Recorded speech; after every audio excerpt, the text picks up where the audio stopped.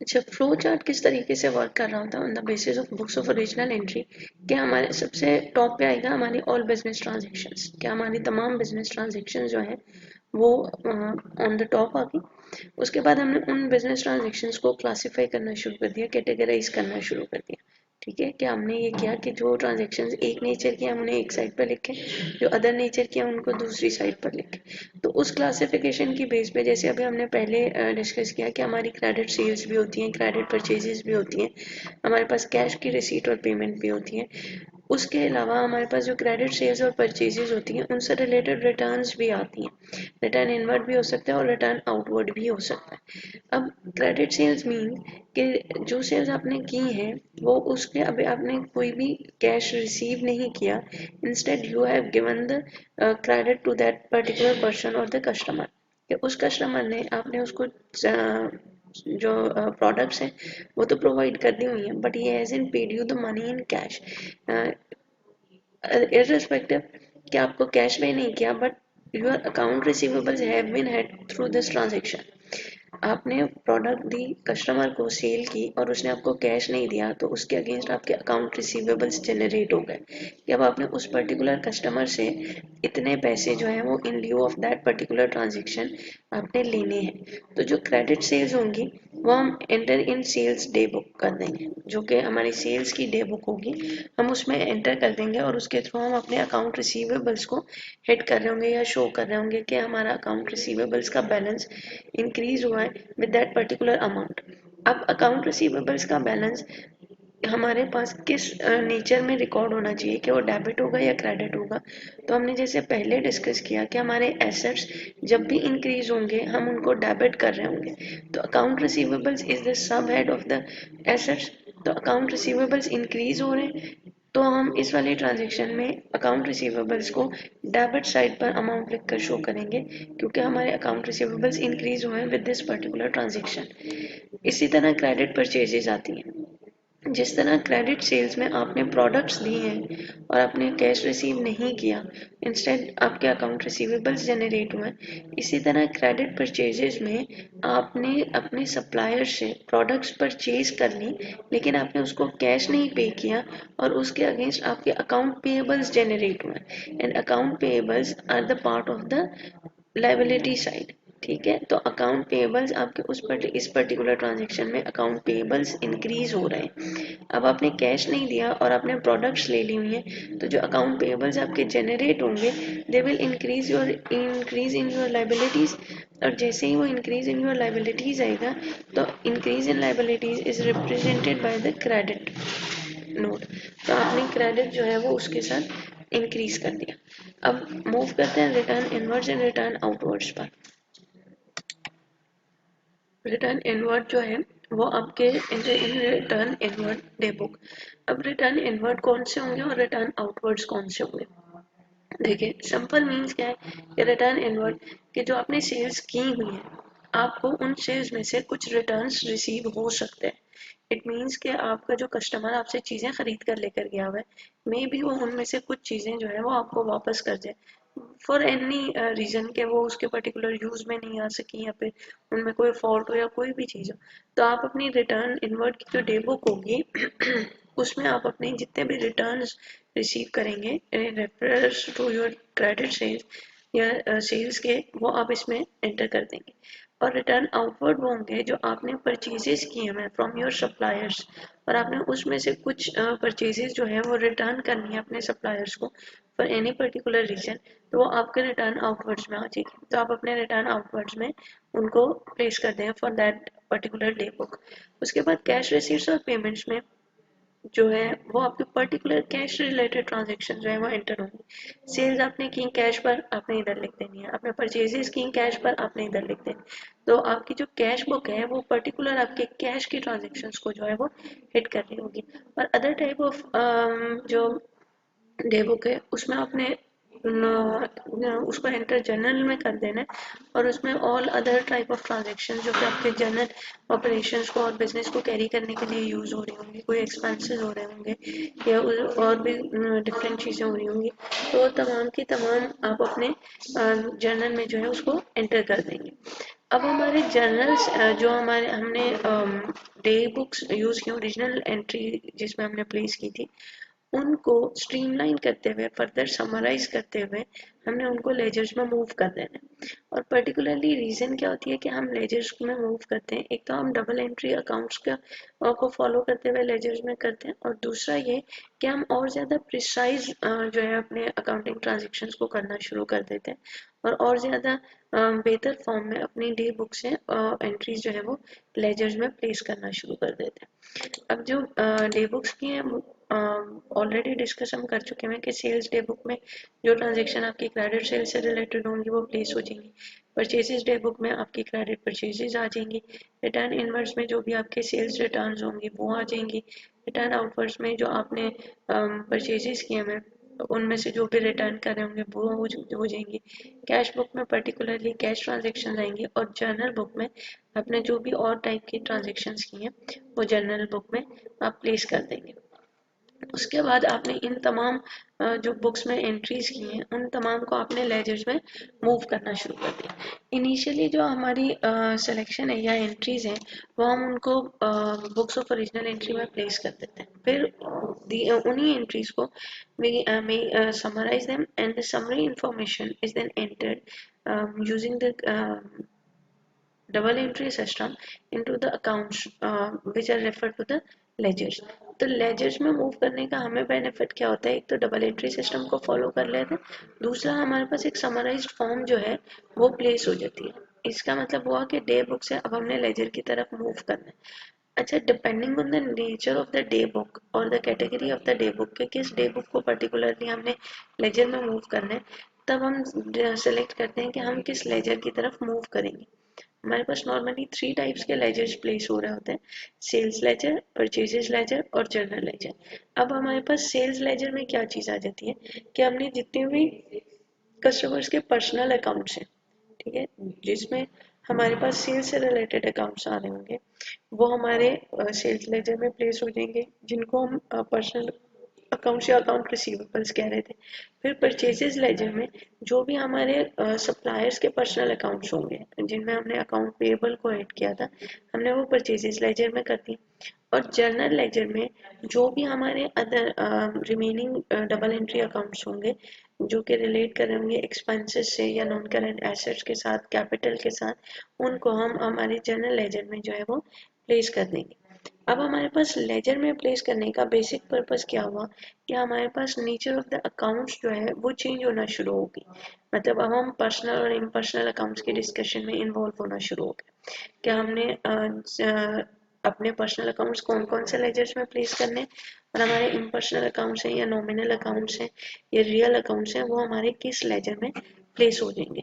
तो पहले हमने ट्रांजेक्शन को कैटेगराइज किया और उसको बुक ऑफ ओरिजिनल एंट्री में प्लेस किया, और फिर हमने उन बुक ऑफ ओरिजिनल एंट्री से ट्रांजेक्शन जो है वो लेजर में मूव करनी है on the basis of the accounts जिनको हम हिट कर रहे हैं, ताकि हमारे पास क्लियर पिक्चर आ सके कि हमारे कौन से अकाउंट्स कितनी फ्रीक्वेंसी के साथ और किस तरीके से हिट हो रहे होते हैं। One more reason is that कि वो मेजर कर सकते हैं इजीली कि आपका जो बिजनेस है वो किस किस्म की ट्रांजेक्शन में और किन डिफरेंट लोगों के साथ उन ट्रांजेक्शन्स में इन्वॉल्व होता है। से फॉर एग्जांपल अब आपका सेल्स लेजर है तो वो पर्टिकुलरली आपके अकाउंट रिसीवेबल्स को शो कर रहा है, और आप इजीली उसके थ्रू एक पिक्चर ले सकते हैं कि आपके अकाउंट रिसीवेबल्स में से कौन से पर्सनल अकाउंट्स या कौन से कस्टमर्स हैं वो बहुत ज़्यादा इन्वॉल्व है, और आपका जो ज़्यादा बैलेंस है वो किन कस्टमर्स की तरफ रिलेट करते हैं, किन कस्टमर्स को के पर डिपेंडेंट है आपके अकाउंट रिसीवेबल्स, या उनकी परफॉर्मेंस कौन कौन से कस्टमर्स की अच्छी है और कौन से कस्टमर्स की नहीं अच्छी। इसी तरह परचेजेस लेजर में आपके अकाउंट पेएबल्स आ रहे हैं तो आपको क्लियर पिक्चर आ रही है कि आपके अकाउंट पेएबल्स में कौन सा पर्टिकुलर सप्लायर है जिसके आपने सबसे ज़्यादा अगेंस्ट उसके आपके अकाउंट पेएबल्स हैं, और दूसरी चीज़ आपके अकाउंट पेएबल्स में कितनी फ्लुएंसी है कि आप अपने अकाउंट पेएबल्स को in relation to your account receivables balance out करते हैं। द बेसिक पर्पस के हम पर्सनल अकाउंट्स को ड्रॉ कर रहे होते हैं is the reason that to find out what sort of customers owes the business money or and what type of business owes money to the supplier. So basically हमारे पास difference आ जाए कि हमारे पास क्रेडिट और डेबिट में कितना difference आ रहा है, हमारी जो टोटल अकाउंट पेबल्स और रिसीवेबल्स हैं उनका नेट बैलेंस जो है वो किस साइड पर ज़्यादा जो है वो लाई कर रहा हो। उसके बाद हमारे जनरल लेजर्स आ जाते हैं। जितनी भी हमारी ट्रांजेक्शन हमारे नॉमिनल और personal accounts sorry real accounts में हो रही होती हैं वो हम जनरल लेजर में प्लेस कर देते हैं। Look at the difference between the these two accounts के हमने सेल्स और परचेजेस लेजर में हमारे पर्सनल अकाउंट्स को प्लेस किया है और जो हमारे इम्पर्सनल अकाउंट्स होते हैं वो हम in the other general ledger जो है उनको प्लेस कर देते हैं। जनरल लेजर में जो अकाउंट्स प्लेस हो रहे होते हैं उनमें हमारे पास रियल अकाउंट्स भी आ रहे होते हैं और नॉमिनल अकाउंट्स भी आ रहे होते हैं। तो अब हम डिस्कस करते हैं कि हमारे किस तरीके से इनके साथ अकाउंट जो है वो इफेक्ट हो रहे होते हैं। Before that on the basis of what we have already learn can we answer the question why else do you think we have more than one ledger, कि एक से ज़्यादा लेजर को यूज़ करने की क्या पर्टिकुलर रीज़न होती है, क्यों हम डिफरेंट लेजर्स को यूज़ कर रहे होते हैं, हालांकि हम पहले भी डिफरेंट डे बुक्स को यूज़ कर रहे हैं फिर हम डिफरेंट लेजर्स को यूज़ करना शुरू कर देते हैं। तो उसकी बेसिक रीज़न ये होती है कि एक तो हमारी ओरिजिनल एंट्री जो है वो almost all type of information जो है वो हमारे पास उसके साथ शेयर हो रही हो। दूसरी चीज़ हमारे पास हम पर्टिकुलरली लेजर जो हैं वो समराइज फॉर्म प्रोवाइड कर देते हैं। तो हम जब समराइज फॉर्म को देख रहे हो तो हमें पर्सनल अकाउंट्स की इम्पर्सनल अकाउंट्स की डिफरेंट समरीज जो है वो शो हो रही होनी चाहिए ताकि हमें क्लियर पिक्चर आ सके कि हमारे बिजनेस का जो वर्क प्रोसीजर है वो किस तरीके से चल रहा है। हमारे पास क्लियर पिक्चर होगी कि हमारे अकाउंट रिसीवेबल्स इतने हैं, अकाउंट पेएबल्स इतने हैं, तो हमें आइडिया होगा कि हमारा बिजनेस कितने बेहतर तरीके से परफॉर्म कर रहा है। अगर हमें ये आइडिया नहीं हो सके, हमने जनरली लिखा हुआ है कि क्रेडिट वाला हमने एक लेजर क्रिएट कर दिया, अब हमने उसमें अकाउंट पेएबल्स भी कर दिए, अकाउंट रिसीवेबल्स भी कर दिए, तो हमें क्लियर पिक्चर नहीं मिल रही होगी कि हमारी बिजनेस जो है वो पॉजिटिव साइड पे ज़्यादा मूव कर रहा है या फिर नेगेटिव साइड पे ज़्यादा मूव कर रहा है। तो लेजर्स को कंप्रीहेंसिवली डिफरेंट तरीके से जो है कैरी करने से हमारे बिजनेस की वर्किंग जो है वो स्ट्रीमलाइन होती है और वो एफिशिएंट होती जाती है। अब हम डिस्कस करते हैं कि what type of different accounts जो है वो हमारे लेजर्स में जो है वो हिट हो रहे होते हैं और उन पर्टिकुलर अकाउंट्स की नेचर क्या होती है और हम उन अकाउंट की नेचर्स को किस तरीके से डिसाइड करते हैं। अब हमारे जो पर्सनल अकाउंट्स हैं वो हमारे पर्सनल, जिस तरह हमने कहा ना कि हमने अपने कस्टमर्स और हमारे जो सप्लायर्स हैं उनके अकाउंट्स को पर्सनल अकाउंट्स ट्रीट कर रहे होते हैं। तो इसका मतलब जो भी हमारे अकाउंट रिसीवेबल्स होंगे जो हमारे परचेजर्स को जो रिप्रेजेंट कर रहे होंगे और अकाउंट पेएबल्स जो है वो हमारे सप्लायर्स को रिप्रेजेंट कर रहे होंगे। इसका मतलब आपकी जो डे बुक है related to your credit sales and credit purchases, उनके जो अकाउंट्स होंगे या उनका जो डाटा होगा वो पर्सनल अकाउंट्स में रेफर हो रहा होगा। ठीक है, और जो चीज़ भी आपने पर्सनल अकाउंट्स में मेंशन कर रहे हैं वो आपके अकाउंट पेएबल्स होंगे, अकाउंट रिसीवेबल्स होंगे। तो जो आपकी first two book original book होंगी जो कि आपकी सेल्स और परचेजेस से रिलेट करनी थी वो आपके पर्सनल अकाउंट्स में होंगी और आपका जो लेजर है वो आपके पर्सनल अकाउंट्स को रिफ्लेक्ट करना शुरू कर देगा। सेल्स लेजर में आपका पर्सनल अकाउंट अकाउंट रिसीवेबल्स वाला आ जाएगा और आपके परचेजेस लेजर में अकाउंट पेएबल्स आ जाएंगे। अब second category of your accounts is the impersonal accounts. Impersonal accounts are those accounts that are not related to the personal accounts. Impersonal accounts में आप generally जो सप्लाईज हैं उनको हिट कर रहे होते हैं। तो आपके जो impersonal accounts हैं वो फर्दर कैटेगराइज होते हैं into your real accounts and the nominal accounts. Real accounts का क्या मतलब होता है, वो अकाउंट्स जो आपके फिक्स्ड नेचर के जो इक्विपमेंट्स हैं एसेट्स हैं उनको हिट कर रहे होते हैं, उनकी ट्रांजेक्शन जो है वो रिकॉर्ड कर रहे होते हैं। फॉर एग्जांपल बिल्डिंग है, मशीनरी है, फिक्सचर्स हैं, इन्वेंट्री है, इन तमाम ट्रांजेक्शन्स के साथ जो रिलेट कर रहे होंगे वो आपके रियल अकाउंट्स होंगे। और जो आपके नॉमिनल अकाउंट्स होंगे वो अकाउंट्स होंगे जिनमें आपके एक्सपेंसेस, इनकम और जो है कैपिटल रिलेटेड एक्टिविटीज जो है वो हिट हो रही होंगी, उनको आप नॉमिनल अकाउंट्स में ट्रीट कर देंगे। अब आपके पास रियल अकाउंट्स और नॉमिनल अकाउंट्स के लिए आपका जो लेजर है वो आपके जनरल लेजर की ट्रांजेक्शन्स बचती हैं। इसका मतलब हमने जनरल लेजर को फर्दर कैटेगराइज कर रहे हैं हम हमारे real accounts and nominal accounts.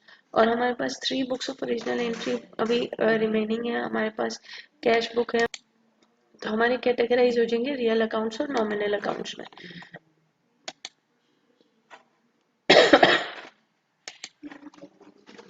अब इसी प्रीवियस डिस्कशन को हमने यहाँ पर फ्लो चार्ट में भी कन्वर्ट कर दिया कि हमारे अकाउंट्स पर्सनल और इम्पर्सनल अकाउंट्स में डिस्ट्रीब्यूट हुआ। फिर पर्सनल अकाउंट्स में जो डेटर्स अकाउंट्स थे और क्रेडिटर्स अकाउंट्स थे, जहाँ पे हमारी सप्लाई और परचेजेस की डिस्कशन हो रही थी, जहाँ पे हमारे अकाउंट रिसीवेबल्स और अकाउंट पेबल्स सेट हो रहे थे, तो हमने उनको डिफरेंट कैटेगरी में कर दिया।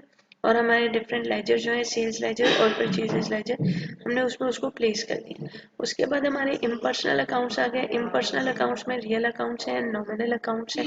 रियल अकाउंट्स में all for possessions of all kind, जिसमें हमारी बिल्डिंग आ रही है, इक्विपमेंट है, या फिर इन्वेंट्री है, हमारे पास फिक्सचर है, फर्नीचर है, उन तमाम से रिलेटेड ट्रांजेक्शन हमारे रियल अकाउंट्स में प्लेस होती जा रही है। और साइमल्टेनियसली जो नॉमिनल अकाउंट्स हैं वो रिप्रेजेंट करें कि हमारे एक्सपेंसेस को, इनकम को और कैपिटल को, कि हमने किस तरीके से अपने तमाम जो रिलेटेड एक्सपेंसेस और इनकम है जो हमारी वर्किंग कैपिटल या हमारी ऑपरेशंस को कैरी कर रहे हैं, हमने उनसे रिलेटेड ट्रांजेक्शन जो है वो नॉमिनल अकाउंट्स में प्लेस कर दी है। हमारी जो भी इनकम जनरेट हो रही है या हमारे एक्सपेंसेस हैं, हम रेंट पे कर रहे हैं, इलेक्ट्रिसिटी बिल पे कर रहे हैं, कोई भी और रिलेटेड और फर्दर एक्सपेंसेस, तो वो हमारे नॉमिनल अकाउंट्स को हिट करता जाएगा।